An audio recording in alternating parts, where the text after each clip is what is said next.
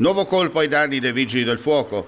Dopo aver visitato e rubato attrezzatura ai danni dei distaccamenti di Latisana, Cividale e Cervignano, preso di mira quello di San Daniele. Il sito si trova in un'area campestre a un centinaio di metri dalla regionale 463, lungo la strada che porta al vicino lago di Ragogna. La zona è munita di telecamere e di videosorveglianza. Eppure tale sistema non ha fatto desistere i malintenzionati a colpire la sede dei pompieri. Il tutto studiato nei minimi dettagli.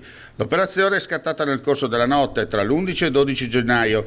I malviventi hanno posteggiato il mezzo nel prato tra il distaccamento e la sede della protezione civile comunale.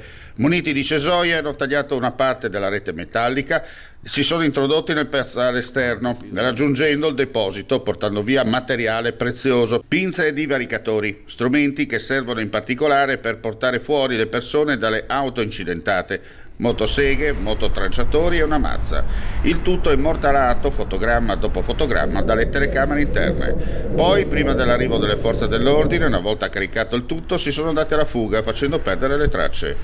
Il danno si aggira su decine di migliaia di euro, ma quello che conta si tratta di attrezzatura da utilizzare per nuovi furti, la stessa poi da piazzare sui siti di acquisto online oppure venduta all'estero, in particolare verso l'area balcanica, dove esiste un mercato florido su questo genere.